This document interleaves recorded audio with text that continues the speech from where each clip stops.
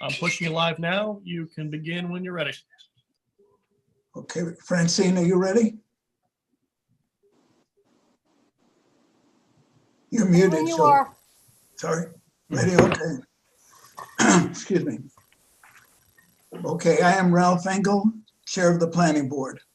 I have confirmed with our counsel, Lisa Hockman, that tonight's meeting has been convened in accordance with the Governor's Executive Order 202.1, as again extended, which order suspends certain provisions of the Open Meetings Law to allow municipal boards such as this one to convene meetings via video conferencing. Francine Brill, as the Planning Board Secretary, please confirm that tonight's meeting has been duly noticed and state for the record whether such notice has been posted and published. Yes, it's been posted, published, and duly noticed. Thank you. There's a public hearing which continues, but with a limit to a limited extent, and one which is being opened tonight. They are being conducted in accordance with the Governor's Executive Order 202.15, as again extended. The notices relating to those hearings provided instructions for members of the public on how to view and participate in tonight's public hearings. The public has been provided with the ability to view tonight's public hearings and the rest of the planning board meeting on TV as well as online. This meeting is being broadcast live on LMC TV, which is channel 35 on Fios and channel 76 on Optimum. It is also available online at lmctv.org. In connection with public hearings, somebody who wishes to comment may do so via what we're looking at now, Zoom, or by sending an email, or by calling 1-646-876-9923. A transcript of this meeting will be available at a later date. Francine, for the record, please call the roll to record which planning board members, including alternate members, are present tonight. Ralph Engel, Present. Elizabeth Cooney, Here. Edmund Papazian, Here. Ira Block, Present. Ron Mandel, Present. John Cuddy, Present. Sarah Dunn. Present. Thank Okay, you. thank you. We have a quorum. In addition, those individuals who are present who are representing the town should please identify themselves with name and title for the viewers. Lisa Hockman, counsel to the planning board. Rob Wasp, town engineer. Anthony Oliveri, consulting engineer to the town.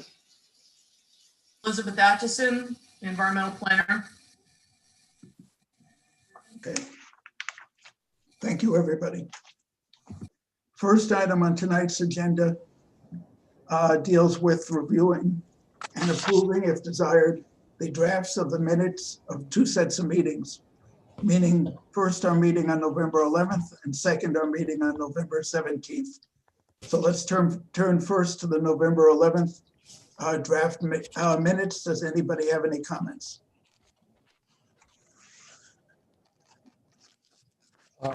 I do. Okay. Page 5. The recollection, unfortunately, is not perfect, but I believe that I voted against closing the public hearing and abstained from voting on the resolution for site plan approval for 127 East Garden Road. And at least in the draft that I've seen, it suggests the vote was 4-1 with no abstentions. I don't believe that's correct.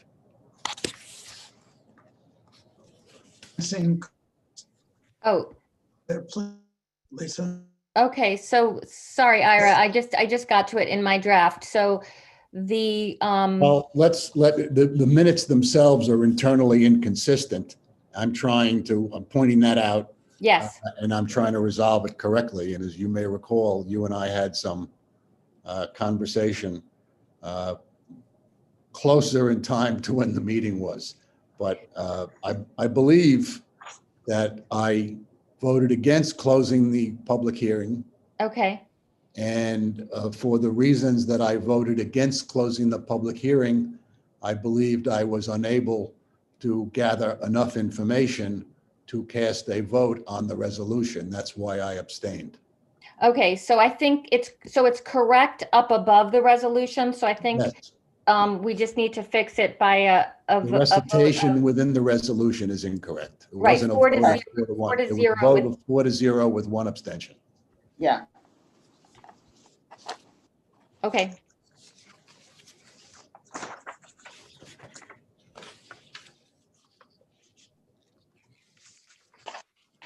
Anything else, Aaron?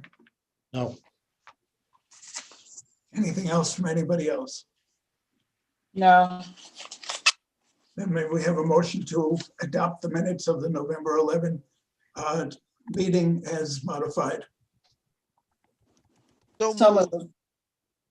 Second, Second, all in favor, please raise your hands. aye. Opposed? Abstain? Approved. Next, we have a draft of minutes for discussion for the November 17 meeting. Does anybody have any comments with respect to that draft?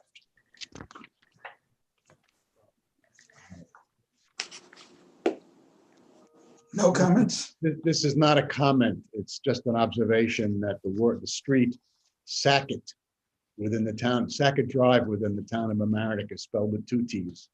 The minutes spell it with 1 T. Oh, okay, well, that can be fixed too in the final version. Thank you. Anybody have any further comments? May we have a motion to adopt the November 17th meeting minutes, pardon me, as proposed? So moved. Second, Second. all in favor, please raise hand. Aye. Opposed? Done. Thank you. The first item on the, let me actually be clear that items 4 and 5 on the published agenda for tonight will not be on the agenda for tonight. So we only have 3 items. First item is 808 Weaver Street, Bonnie Briar Country Club, and the cell tower that it involves. Rob, you want to invite anybody who wants to join us? Certainly, working on that right now. Great. Good evening, Board. Thank you, Mr. Kenny. Anybody else with you tonight? I believe we have a couple representatives from Homeland Towers tonight and a representative from the property owner as well. Okay, yeah, some people are just joining in.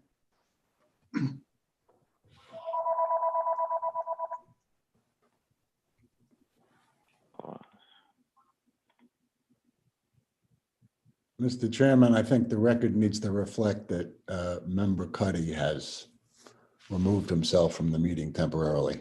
Oh, you were right.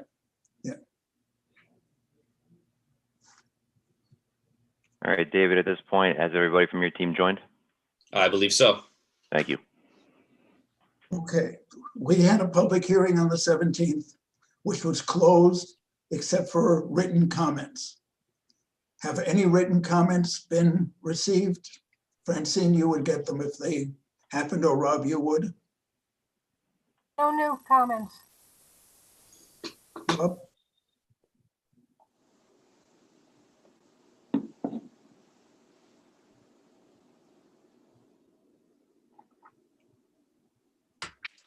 I guess also, Elizabeth, you might have received them as emails, I suppose. They're written comments too.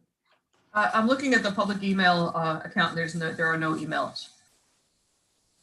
Okay. So Rob, same thing, no emails? That's correct. No emails have been received.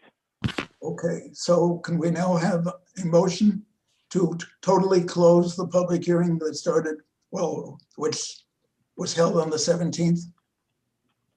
So moved. Second, Second. all in favor, please raise hands. Aye. Opposed? Abstentions? We have one who's not abstaining, but it's not with us in this. Okay, so it is closed. Okay. Now, excuse me. Let us review the environmental forms. Liz, you want to take the lead on this? Sure. So I think everybody's received the part 2 of the environmental assessment form, which is filled out with my recommendations. And then part 3, which is the determination of significance, which is really a determination of non-significance because it's a negative declaration. I know that the chairman had a few comments on the part 2 of this document. Really only one at this point because I satisfied myself on the other. And Oh, you that- did, okay. So it was the question about 18, at number 17, 18, huh? wait a minute. Oh, I'm sorry. Yes, 17. I'm reading the wrong. Right, and you were wondering if I selected if the answer should be yes or no to this question, right? The question is whether It's a negative question. the negative question. The proposed action is not consistent with adopted land use plans. Yes or no? So are we saying it is consistent with the adopted land use plans or not consistent? So far as I know, the land use plan permits cellular towers. Right, so I would say it's yes. But it does permit them. I think the answer is yes. So that would The mean. way, it's not the way the question is worded in the form is asking if it's inconsistent. Yeah. No, a it's not. strangely worded question. So it would be no. Should be no if the belief is that it is consistent. Is it not correct, Lisa, that zoning permits with a special permit only the construction of that which is being proposed? That is correct. Okay, Proposed action is not consistent with adopted plans. So I guess the answer is no. I think the answer is no. Right. Two negatives make a positive. Right. Whoever wrote this questionnaire should try again. So I'll change that from yes to no. Yeah, I don't think that changes anything except I think So it's accurate. Okay. Anybody else have any comments with respect to anything before we get to the draft of the negative declaration, which Liz prepared for us? Does anybody have any comments with respect to it? the neg deck, no. Well, I have a comment. I assume it's directed to Liz mostly. This is, I think, the best prepared, best written negative declaration I have read in my tenure on the planning board.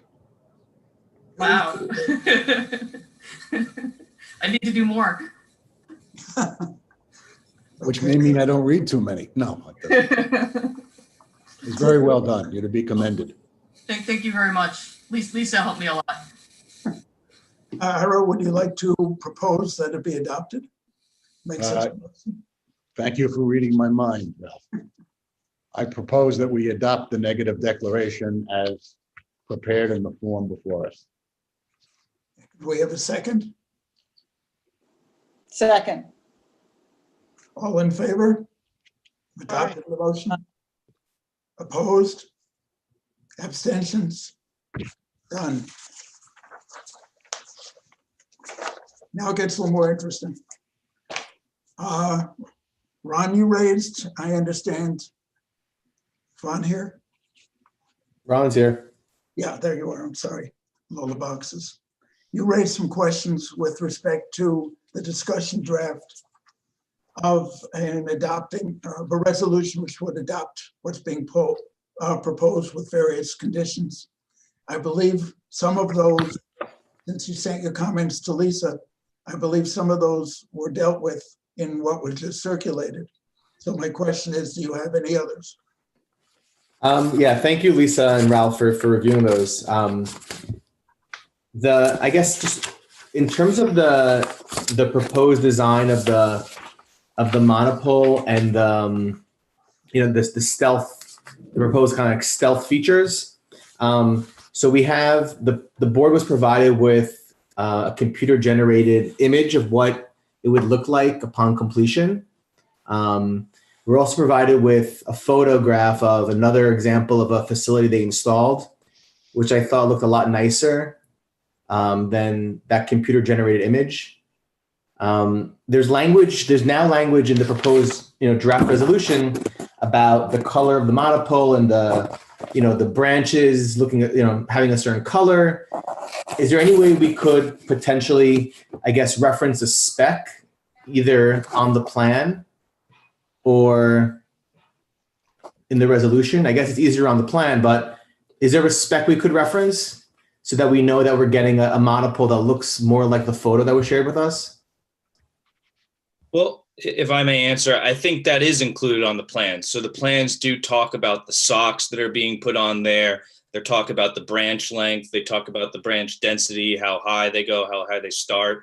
I think with the computer generated photo simulations, we are proposing what we think it'll look like from a distance. Obviously, the photos we took were much, much closer. So you had much more detail of what the socks look like and what the branches look like. They are going to be more like what we've actually built, because if anything, they're going to be more like the photos of real world examples we gave you. So I think you are covered by that by having us build to the plans that you have approved that do discuss the specifics regarding the socks covering, the branches, and everything that's been discussed before the board. Is it, Mr. Kenny, is there like a spec for that sock or in the industry, or like a spec for that kind of branch that we can reference on the plan? Not that I'm aware of. I believe it's really just we're building it to what we've shown on the plans and the faux branches that we have that will be kind of built exactly to what we've designed. These are built to spec. So we are making the spec by designing this tower and putting the amount of branches that we're putting in there.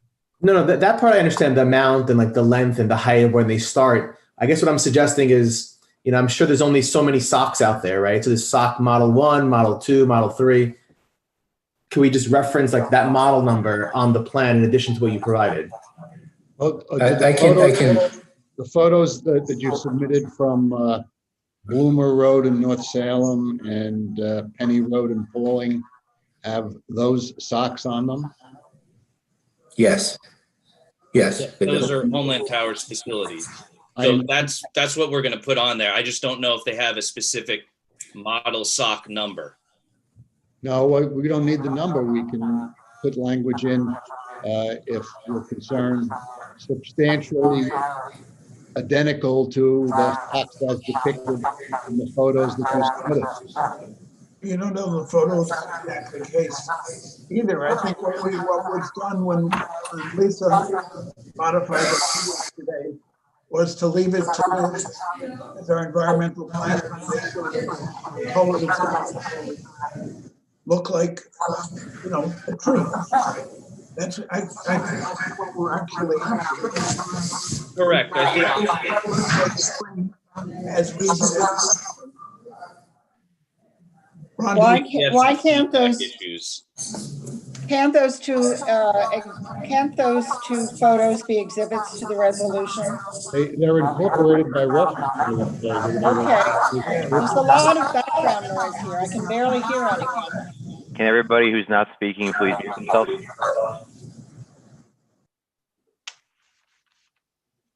There we go.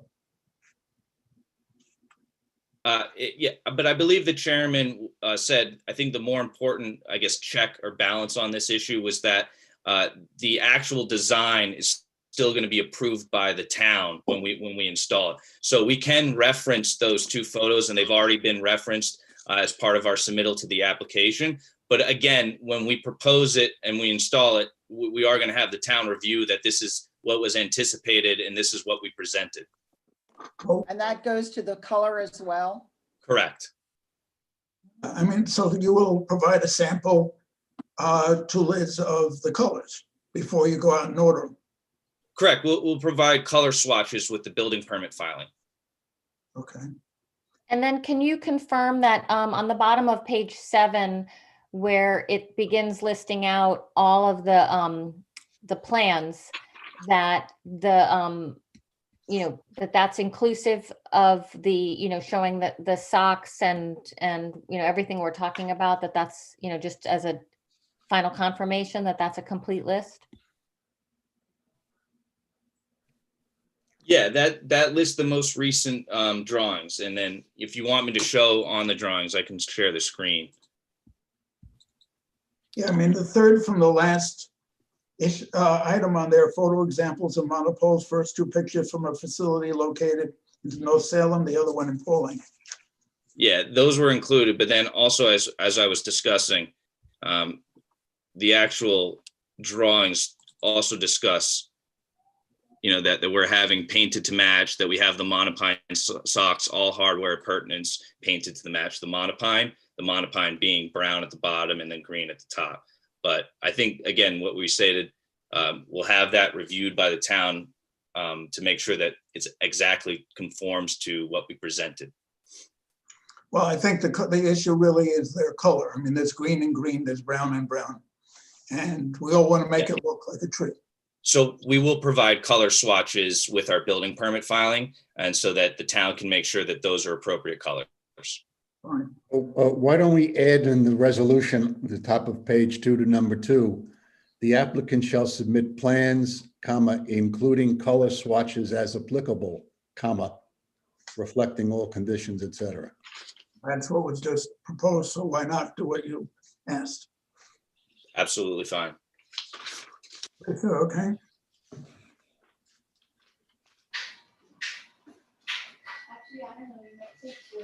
David, I'm getting just got an email from somebody who's in our attendees group. Is your team or is Bonnie Breyer potentially affiliated with a Mr. David Tolchen?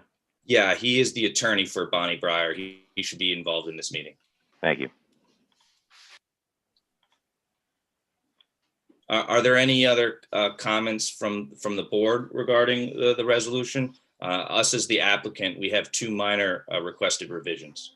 Okay. There was the one, I was confused as to whether with the emergency equipment, it was being coordinated with Verizon or with Homeland. I believe the resolution states Verizon. I had thought it might be Homeland rather than Verizon. So it should be Verizon, because it's being coordinated when Verizon's equipment go up. This way we can share the crane, and that will alleviate the cost for us putting up the town's equipment. That brings us to our one comment on this, was actually that exact bullet point. It right now reads that the applicant shall properly install all requested, but actually the applicant's going to pay for the installation, but your communications vendor will be the person that actually physically installs the equipment. You'll want that because that'll be the person that you choose, that you have worked with. Also, any warranties that come with those equipment, it'll be maintained if you have your properly licensed person to install that. Rather than having Homeland Towers, we can pay for that, but you guys will have your own vendor that you already use on your other communications equipment install the equipment. In other words, Homeland will pay for the town's vendor. Is that correct? Correct. And they'll be using, like, I assume Verizon will have a crane to install its equipment, and that same crane could be used to install the crane. Correct. That's the goal of having us coordinate with Verizon's installation, so that way we can have the cost reduced, so that if we're using the crane for Verizon's installation, thereby we can have no cost for the town's installation because we're already using that crane. But again, that's only for the equipment that has to go on top of the monopole, which we can put on before the site needs to be turned on. So the equipment at ground level can be installed at any time when town sees fit. What about the cable that runs between the two? So we'll install the cabling as well as the equipment up top. Obviously, we need to run the cable down. Rob, is it all of this work from the town's point of view? I think so. I had been under the impression that it would be Homeland Towers installing our antennas on the tower as well as the cable. So, but I think that this this, I guess, system operates fine. So we can, any audio feedback? Ron? So yeah, Homeland. Ron, Yeah, I think this is Ron. I think that I'm getting feedback. Me too.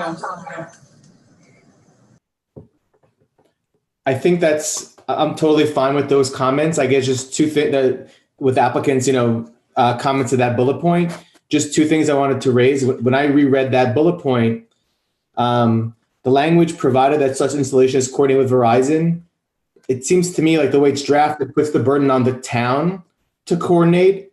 And if the applicant doesn't coordinate, then we have to pay for it.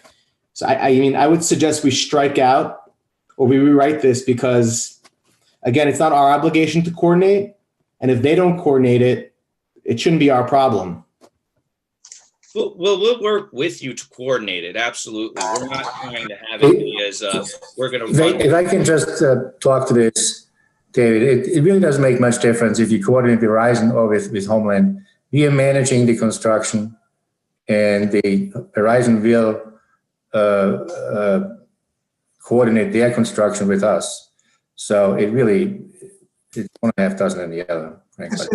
So if I may, Ralph, I think maybe the way to address my concern is it's okay whether it says Homeland or Verizon. I don't think that matters to us.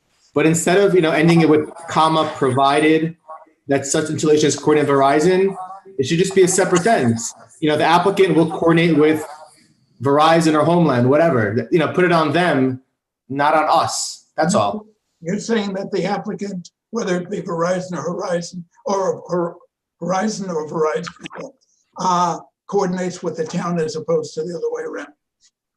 Exactly. Well, there is a practical reason for it, though. So again, we need the town's involvement for the equipment that's going to go on the tower. We can't just select the equipment for you. So the goal of coordinating is really more speaking to us, working with your communications vendor so that they and the town select the correct equipment to go on the tower.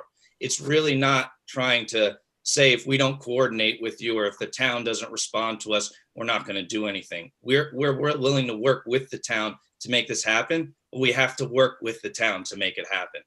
I appreciate that. So why not just say then applicant will coordinate with town and Verizon or? Sure. Absolutely fine. Okay.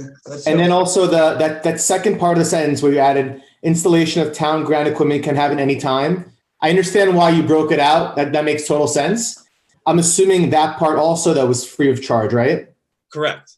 You can add that to be free of charge as well. But again, all of this equipment stuff, we can have it as conditions of this resolution. But again, there will be a license agreement that will dictate all this, that will speak to the free of cost, that'll speak to access rights. So I think the town will want, from a legal standpoint, more than just a couple conditions in an approval resolution. If it does have its equipment on our facility, it'll want to have a written agreement that dictates the access rights, that dictates how it can use its equipment, that dictates all of the rights and responsibilities. So I think all of these comments are good comments, but I think it's better served for the license agreement that'll be executed at the end result.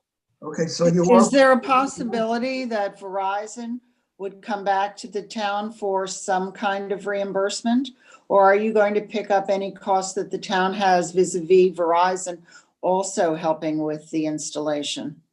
Verizon would not come back. We'll cover any of those costs. Okay. Yeah, we'll coordinate that, absolutely. Ron, are you comfortable with finishing that sentence, rather than where it said provided that, to just say in coordination with the applicant, so that it's not like premised upon, just say in coordination with, and then it. Yeah, that's perfect. Okay. That language is fine to us as well. Thanks.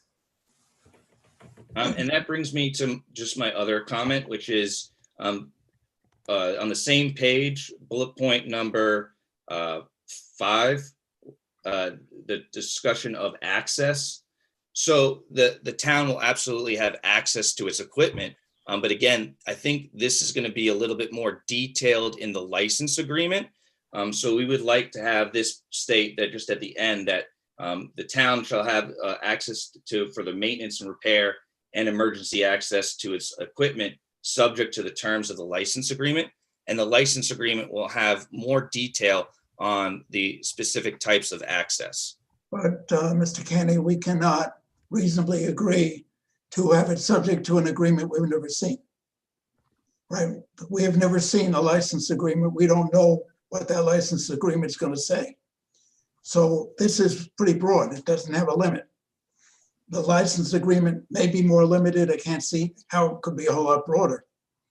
So I don't think we can add the language that you're talking about to this or any other time. You know, before you were talking about a license agreement also, but it's not going, this resolution is not subject to some agreement we have not seen. It stands by itself. You and the town attorney will negotiate or, you know, the license agreement, and that's acceptable to him. Right, then this should be taken out altogether then, because I think the discussion right here is the approval of the facility for Verizon and Homeland Towers. And this access provision is really in discussions of locating the town's equipment within the compound. So I think this is something that's kind of, we're getting a little bit further away from the planning and zoning approval decision and a little bit more into the license agreement decision of locating equipment on property not owned by the town. No, I think it's a little bit different than that because this is tied together. We've been discussing from day one, the town's equipment being put on the monopole and the town's equipment being put in the, you know, the enclosed area on the ground, because obviously it has backup power just like everybody else has backup power. So to me, it stays here because the town has to have access to its own equipment. You know it's going to be there. We actually, in wording it, tried to limit it reasonably. If you know, but it certainly is exactly part of this approval because the town's equipment being there is also part of this approval. Right. I'm just saying, though, if we're not willing to refer to the agreement that's going to have the more detailed provisions regarding notice, regarding access. So when Homeland Towers has access to its equipment, we also have a lease agreement with the property owner that has this detailed language. So we can't give the access rights that we don't have by giving a license agreement. That's rule 1 of property law. My client only has certain access rights to its facility, and we can give you what we have, but I can't give you something that I don't have. So we do have the property owner's attorney on tonight. I believe the goal of it is really not to prevent access, but this is a functioning golf course. We can't interrupt play. And I think that's really the goal of kind of detailing the access a little bit more. There can be exceptions for emergency circumstances, of course, but for routine access, I think we want to have a little bit more planned and a little bit more detailed than what we have right now in the resolution. Well, you know, this is the first time you've raised anything about license agreements limiting any of this. So if you This is want the first we've heard about that. I read this in a resolution draft I got 4:30 this afternoon. Yeah, this is, Ralph, this is the new bullet we just put in.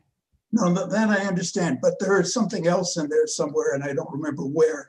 Right above it, right above it.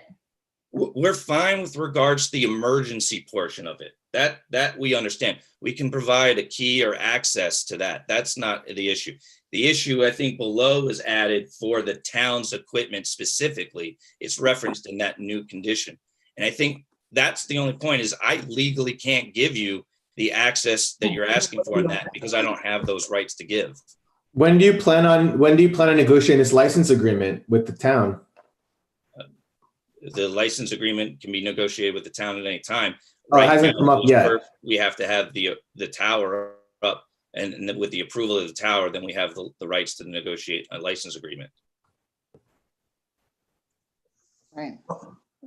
So we're seeking the approval of the tower first, so that there's something to negotiate. No, I guess my question is, you threw out this license agreement. Has that concept been shared with the town attorney yet? I don't think this is a new concept. This is, I mean, I don't, if I can just talk to that, I don't think we specifically discussed the license agreement. It's fairly standard for a tenant on a tower, be it an emergency department or a carrier, to have a license agreement. And the town's communications consultant or the police department's communications consultant, Goosetown, is very familiar with this type of agreement, and we've executed, together with them, these agreements several times in other. It's also a requirement of law. So the statute of frauds requires in New York that certain agreements be reduced to writing. Because this agreement involves land rights, it has to be reduced to writing. So it's just a mechanism of it. It's how your rights have to be recorded. It has to be recorded in writing so that later down the road, if there's a question on what to do, there isn't a pull up the minutes from a meeting 10 years ago and a resolution from 5 years ago or whatever. So are you just objecting to the sentence, the town, its representatives shall have access to the cellular facility as reasonably necessary for the maintenance and repair of the town equipment? I'm asking that it be added with the clarifying language, subject to the terms of the license agreement. And if that can't be done, then this is only speaking to access with regards to the town's equipment. It doesn't necessarily need to be involved in an approval resolution for Verizon and Homeland Towers. This paragraph above that discusses access with regards to if there is an event of an emergency, it covers the town's purpose for that standpoint. And then when it's just regards to locating its own equipment on Homeland Towers compound, I think we need more detail than that, because we don't have that same language in our lease agreement with Bonnie Breyer. So from a standpoint of I can't license out what I don't have the rights to, that's where I'm coming from. So it probably needs to be more detailed with respect to, there's some notice provisions for maybe on a non-emergency event of needing access. There will probably be other detailed language for the hours of access. And all of these would be non-emergency events when the town is performing to do work. I think, these are fairly standard with all land agreements. Right. Mr. Chairman, I wonder if I could be heard on this briefly. You represent Bonnie Breyer, is that correct? Yes, my name is David Tulchin. I'm a member of the Board of Governors of Bonnie Breyer. I just saw this language this afternoon. I guess it was added to the draft resolution at about 4:30. It was.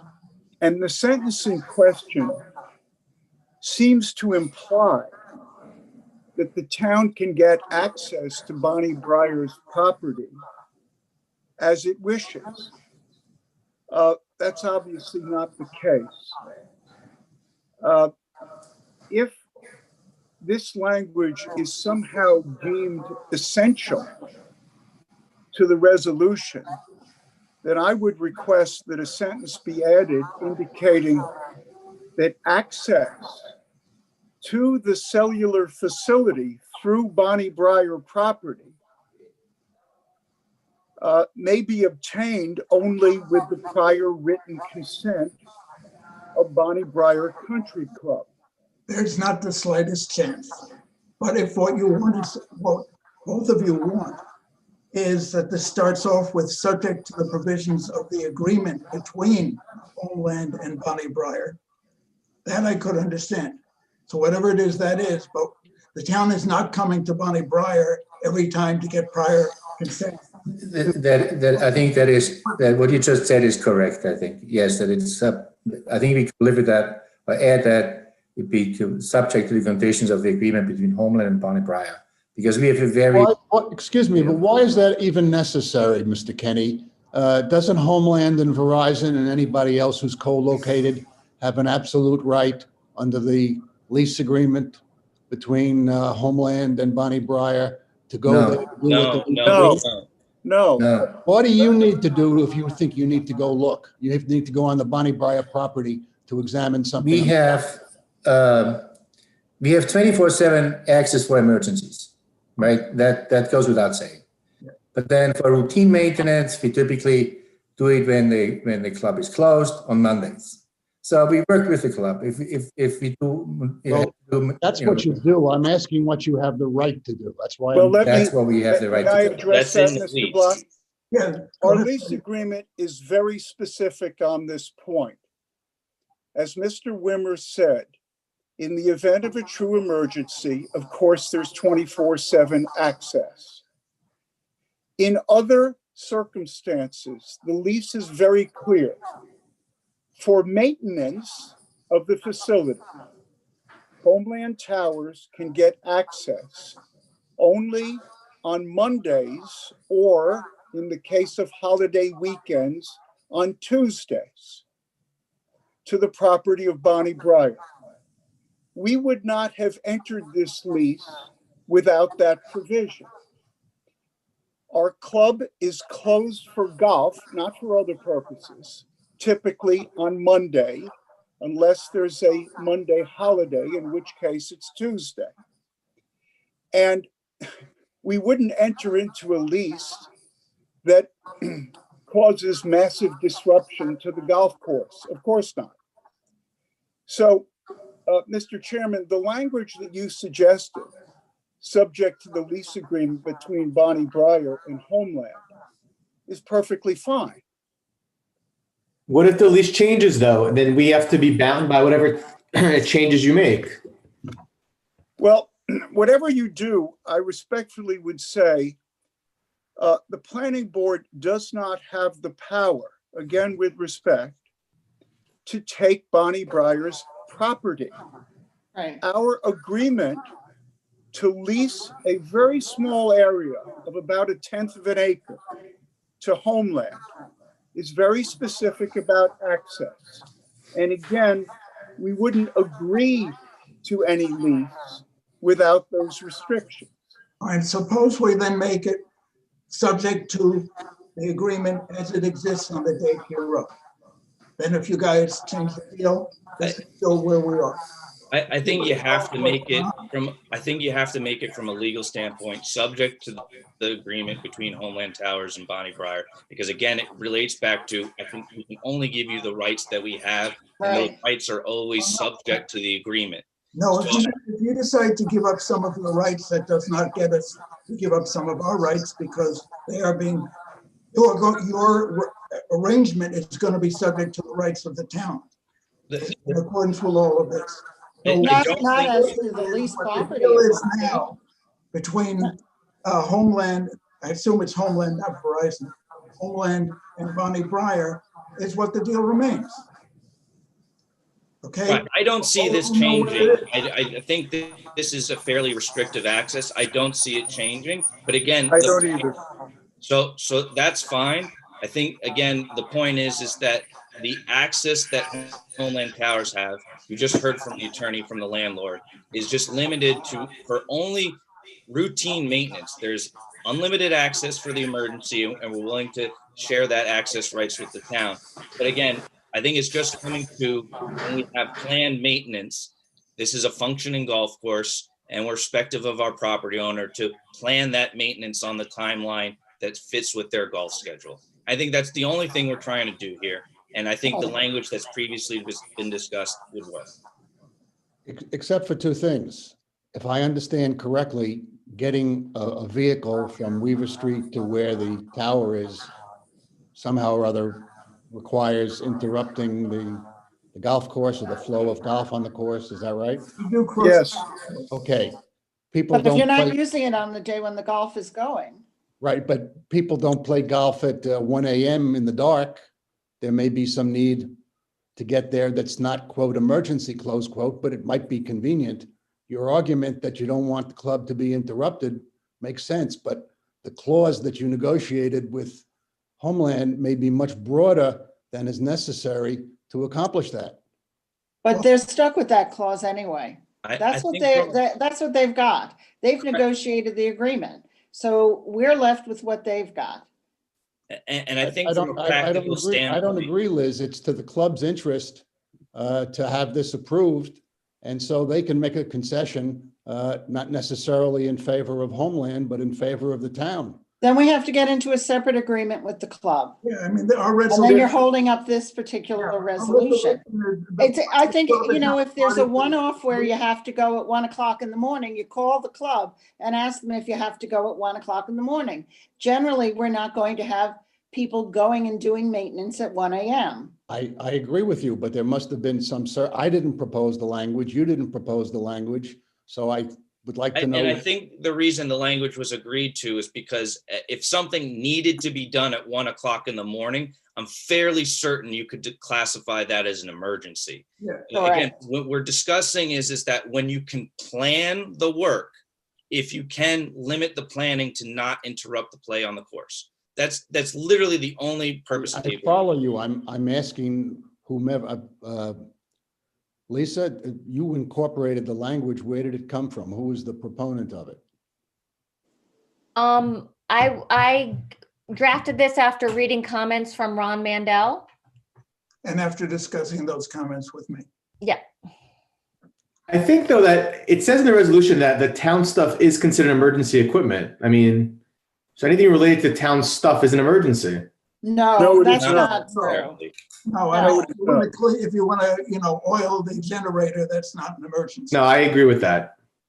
This sentence I don't refers, really have any problem with being subject to the terms of the Homeland Agreement with the country club, because we have access in an emergency, and it makes absolutely eminent sense for them to limit the access during golf.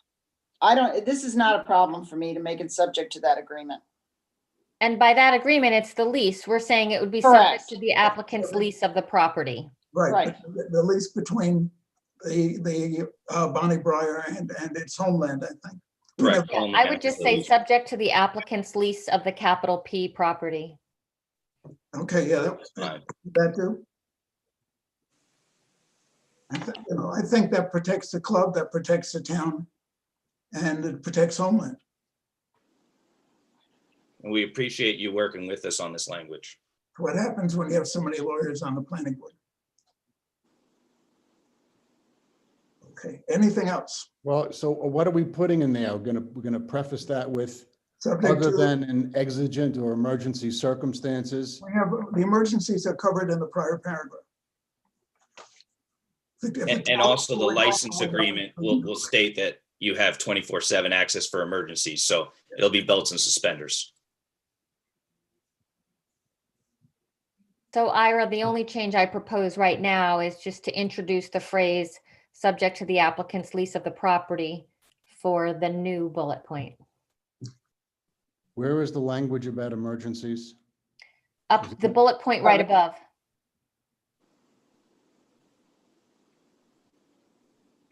When we talk about sustaining damage or structurally unsound. Yeah, I mean, those are the real emergencies. No, somebody flies into the tower, something of that kind. Not likely. Not What if the police radio transmitter is up there and it's not working? That's an emergency. Yeah. That's not what that says here. But the agreement that you'll be saying it to. That doesn't work. Okay, you can include it. Okay. Unless you have a. I agree with Ira. What Ira said before makes the most sense. That's fine. Yeah. We agree to that. You can have included subject to the agreement or in the event of emergency or something like that. That's better than where we were. And I think you said that that's covered in your lease agreement with Bonnie Briar anyway. Correct. Yes. So that's absolutely fine if you want to spell it out in the actual conditions. Okay, so I've got subject to the applicant's lease of the property or in the event of an emergency, and then it picks up with the language. Right.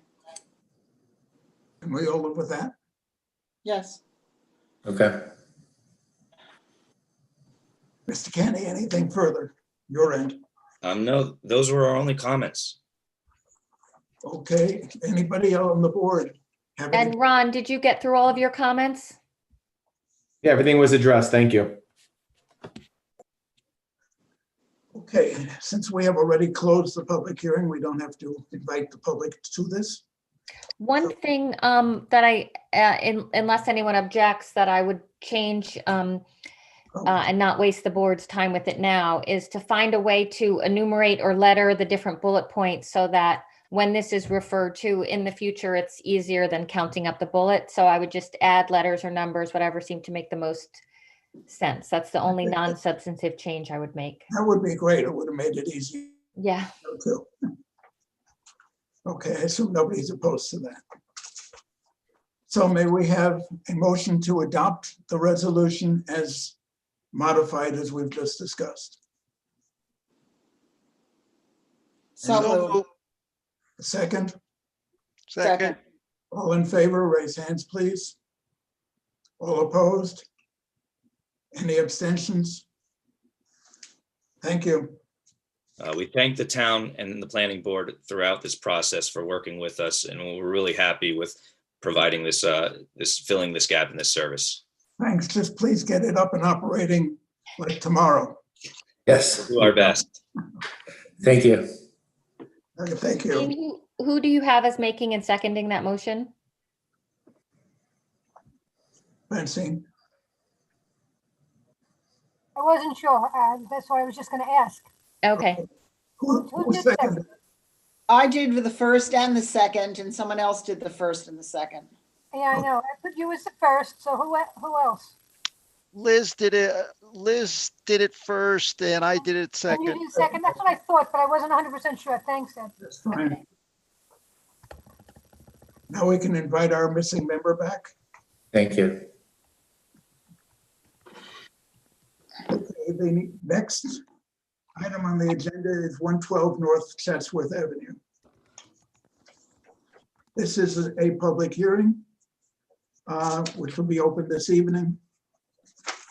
But before that, does anybody on the board have any comments with respect to what's being proposed?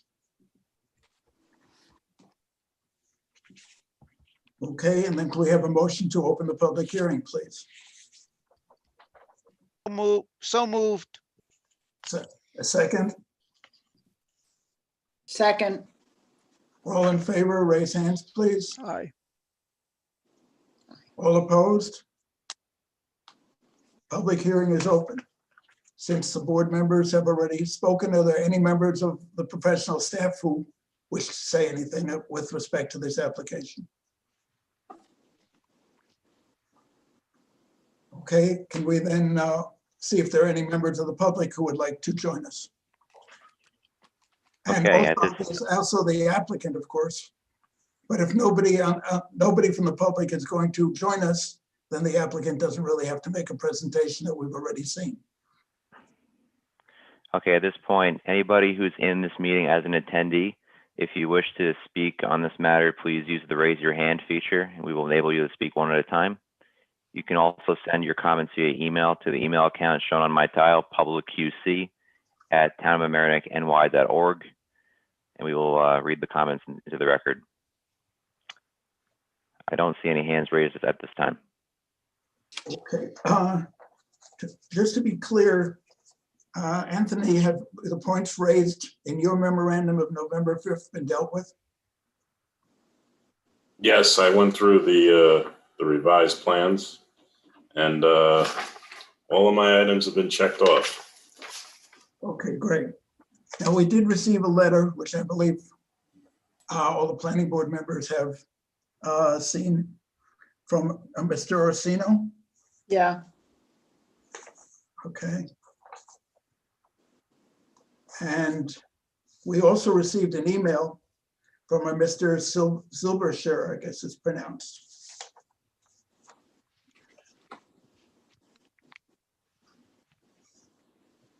Okay, the first letter, dealt with a tree that he thought was potentially a problem, and the second one, the email, deals with trying to preserve trees. So in connection with this, Liz, could you respond to the two of them? I did not see the email, so, but I did get the letter from Mike Orsino evaluating the trees. Okay, well, the email basically says, don't cut down trees that don't have to be cut down. Right, but I don't think that's the case here. I think trees that were on the property, whether in the footprint of construction or, as Mr. Orsino, evaluated two of the trees and thinks that they should be removed because they're dangerous, or seriously impacted by construction. So those are the two that are not impacted by construction, because those are the ones that the email is about, trying to preserve the ones not impacted by construction, or at least not within the footprint of the house. Right. So your plan is that the trees that the applicant proposes to remove should be removed. Is that correct? Liz, if I may, I know I don't think you were at the last meeting. So the Genesis, I think the trees we're referring to, can I point them out to you? Because I don't know if they're referred. I haven't seen the Orsini letter, but I can refer to which trees were brought up at the last meeting. I was at the last meeting. I was there. I'm sorry. There's one in the rear yard. I remember. It's Sorry about that. 35-inch sweet gum in the back of the yard, and the arborist felt that it was hazardous because of where the branches come together. That it's the way that the branches grew together that he feels as a hazardous condition. Frank, can you or Elliot possibly share your screen? Sure, I can share the screen and point out those trees. Thank you.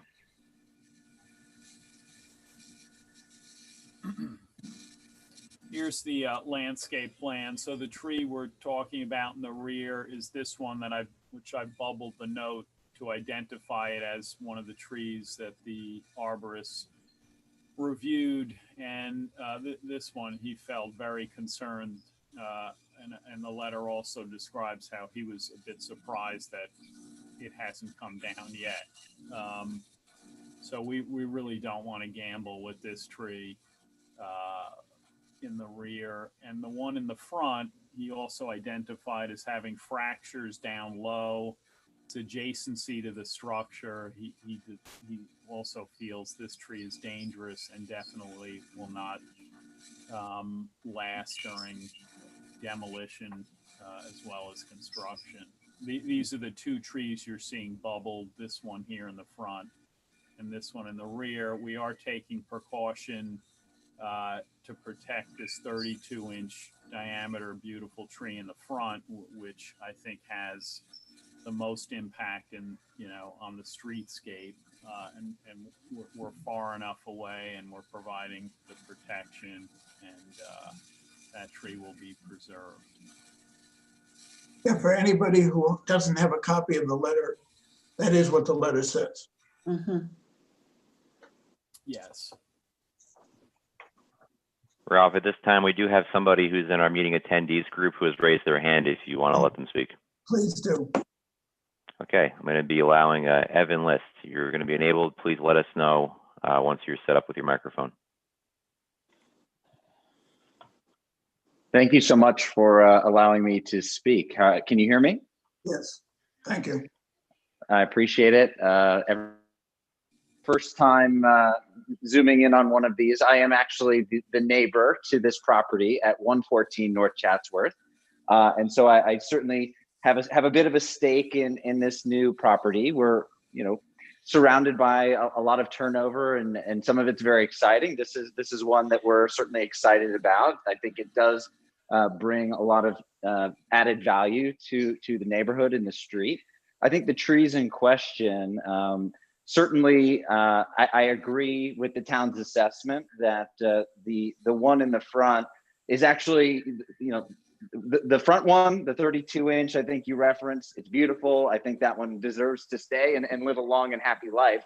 The second large one that was referenced, not only does it seem a bit wobbly and cracked, branches every time we get a gust through here, one of those storms, we end up with those branches on our property. We were told by our contractor that was a tree that we should talk to the neighbors about before it's sold, because it does look like it is leaning more and more towards us. So we certainly appreciate the concerns and would want to keep as many trees as possible because they are beautiful. but that one in particular is one that we would agree probably deserves to go. Yes, that one exactly that you're holding around.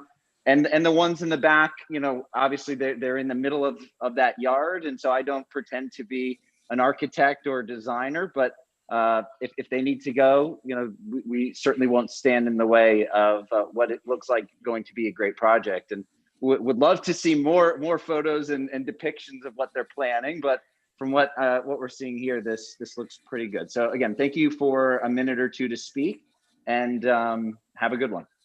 Thank you very much. If you want to see plans, they're available in the building department. And in fact, now you can look at them.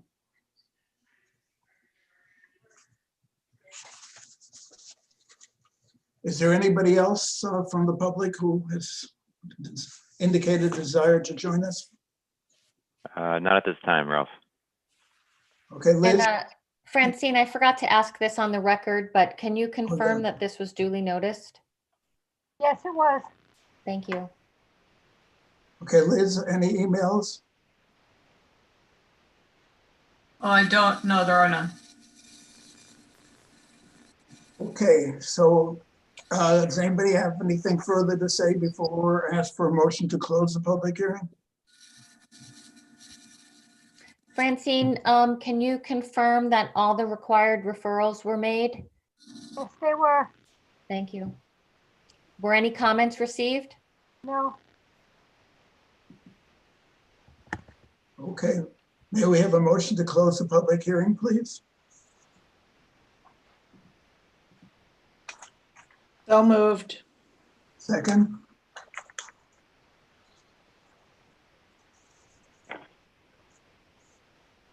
Anybody? Second. okay, all in favor, please raise hands. Aye. Aye. Opposed?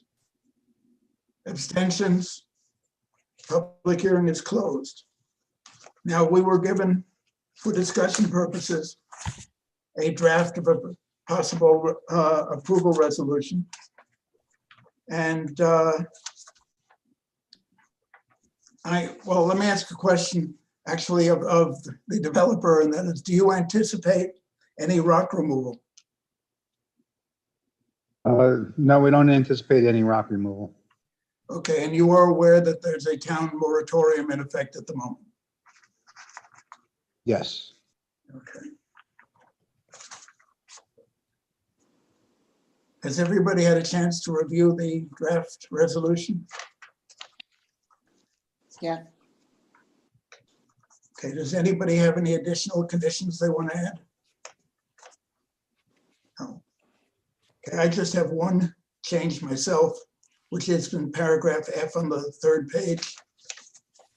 And that is that I believe the sentence should begin with the portion of trucks and other vehicles should be covered, since we're not going to cover the whole truck. So with that change, is anybody opposed to that change? Okay. No. Can we have a motion to approve the draft resolution as slightly modified just now? So moved. Second, Second. in favor, raise hands again, please. Aye. Aye. Aye. Opposed? Abstentions? Approved. Thank you. Thank you. Thank you. Thanks. Take care. That was Edmund Papazian making the motion, seconded by Ira Block. Is that correct? Yes. Correct.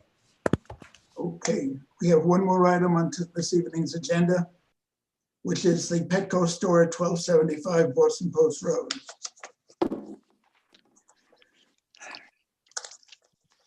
That too is a public hearing, but first, is there anybody who's here now who has any comments, questions, etc.? And do we have the applicant joining us, Rob?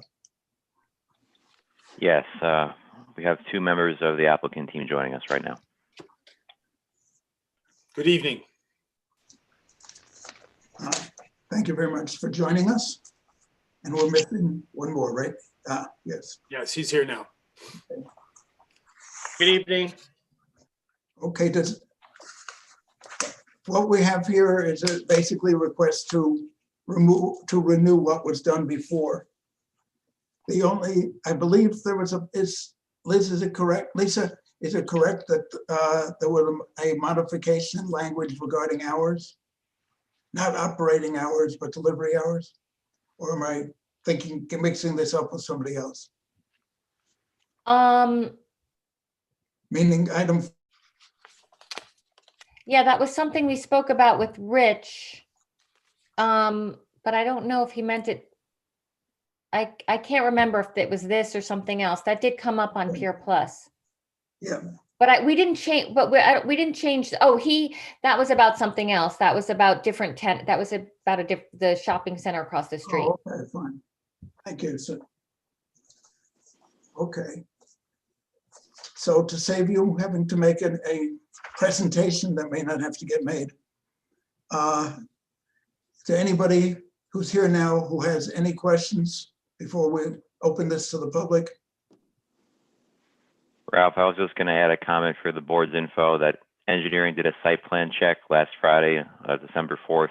The site plan was found to be in conformance with the plan on record. It was noted that the dumpster enclosure currently has a damaged gate latch on it, so I believe the property owner was notified of that earlier this morning by code enforcement. But otherwise, all other items are found to be in good working order. So for the representatives of the applicant here, you'll agree that it will be repaired promptly? This is Joseph Salvo. I'm the attorney for the applicant, and I'd like to ask Christopher Durand, who's the store manager, to answer the question about the latch on the garbage enclosure. Did you hear the point that was made, Mr. Durand? I did. The damage gate has been reported to our operations team, and they will dispatch a third party to fix it. Okay, thanks. Just stay on top of that, Chris, please, and let me know when it's done. Please. Absolutely. Thank you. Okay, and could you let the, Rob Wasp, who's the town engineer, know when you know? I will let Mr. Wasp know as soon as I learn. Thank you. Rob, if I cut and paste the 11 conditions into the chat, can Mr. DeSalvo and the store manager, will they have the ability to view it? I have the 11 conditions from the last resolution in front of me. Are they the same? Well, we've made a few small changes. For example, at that time, the air conditioner was just proposed, so I don't think they're substantive, but if I can paste them, do they have access to the chat, Rob? Yes, I believe that they do. If I put it to all panelists? Do all panelists and all attendees. So actually, well, I guess they're both now panelists. So if you do all panelists, that should work.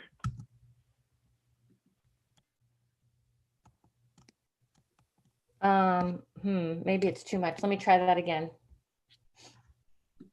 I mean, they're not very long. If necessary, could just read them. Yeah, if I can't do it, then we'll just read them. Yeah, it's not letting me paste it in. All right, so I'm gonna just read them quickly. If I'm going too fast, you can just tell me to slow down, okay? Mm-hmm. Veterinary services will be permitted, but no surgeries will be performed on site. There will be no boarding of animals on site. Trash will be stored in the existing garbage enclosure, which will be refurbished to the reasonable satisfaction of the director of building, and which will be kept closed and covered except while actually being used by a person.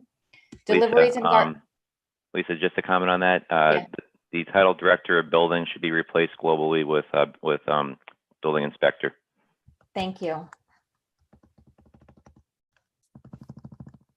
And I'll catch that elsewhere in the document. I'll do a search. Deliveries and garbage pickups shall be limited as follows: Monday through Friday, 8 a.m. to 6 p.m., Saturday, 9 a.m. to 6 p.m. Deliveries shall be permitted to the front door only. The hours of operation shall be limited as follows: 9 a.m. to 9 p.m. Monday through Saturday, and 10 a.m. to 7 p.m. Sunday. The fence enclosing the air conditioning unit shall remain self-closing and self-latching to ensure proper closure to the satisfaction of the building inspector. Sound baffling and screening shall remain around the air conditioning unit to the satisfaction of the building inspector. The noise of the air conditioning unit shall be no greater than 82 decibels. And then the last thing is just the board needs to determine what the expiration date should be. Yeah, with respect to that, the prior special use permit expired on November, what was it, 14th? 14. Okay, so this has been drafted to expire 2 years from November 14th. So on November 14th, 2022. Okay. From point of view, I honestly don't recall. Did we actually go through a motion to open this public hearing? I don't think so. Oh, you're right, we didn't. Okay, so we have a motion to open the public hearing, please. And excuse me, Francine, this was duly noticed? Yes. Thank you. Thank you. Okay, I'm sorry, somebody I think. I think Ed said. Ed? Yes. Okay, and second? Second. Thank you. Fine. I just saw Ron first. All in favor, please raise hands. Now we can actually see them. Opposed? Abstentions? Public hearing open. Anybody else, Rob, who wants to join us that you know of? Raise hands. Well, ordinarily, I would invite anybody who's in the attendee group to raise their hand. However, there's nobody left in the attendees group.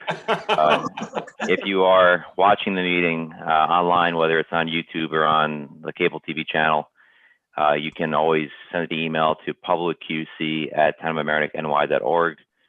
Liz Atchison is monitoring that email and will be able to read your comment into the record. So, Liz, has anybody submitted any comments on this application? No, nothing. Okay, then can we have a motion to close the public hearing?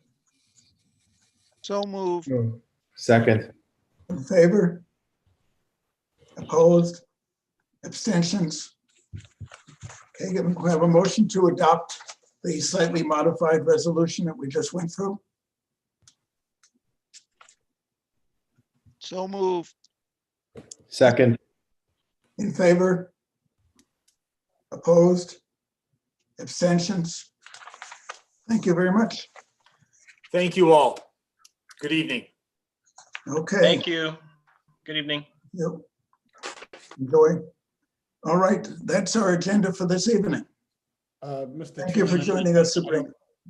I don't know why we're not considering the other two applications, but I would just note that the application for Rocking Stone Avenue, I don't see a current deed. That is a major reason why we're not considering it. Okay, With respect to the other one, they are changing their plans. They asked to adjourn. Okay, their plans have zoning issues. And they actually, if you look at their deeds and other papers, they're not exactly in order either. is that the one with a surrogate's order? Yep. But without the necessary documents to tell anybody what that means, well, other than an executive was appointed.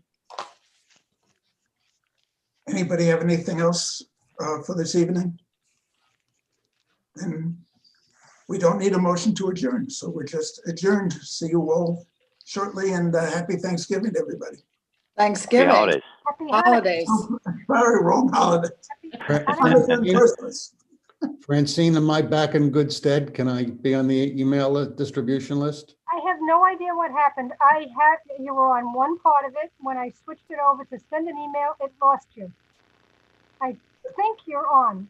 In fact, tomorrow I'm just going to send tests. Nobody else has to answer it, just Ira, okay? Okay, thank you. And do we have a list of board meetings for 2021? Yes, I'll send it out tomorrow. That's okay. I would like to review it first, please, before you go submit it to everybody. Okay. Thank you. We're adjourned? Enjoy. We're adjourned. Okay. Night, Good night. Okay. Happy New Happy Year. holidays, everybody. Happy holidays. 9 o'clock. Happy holidays. Happy Happy holidays. New Year.